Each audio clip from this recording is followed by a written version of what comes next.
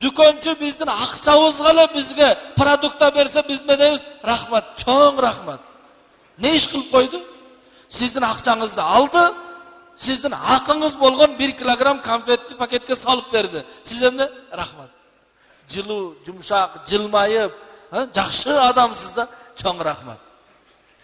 Үйдө ошол сиз алып келген картошканы арчып, сиз алып келген пиязды арчып, оттун үстүнө коюп туруп тамак жасап алып келип койсо, рахмат эмес, көз караштагыга тескерисинче да.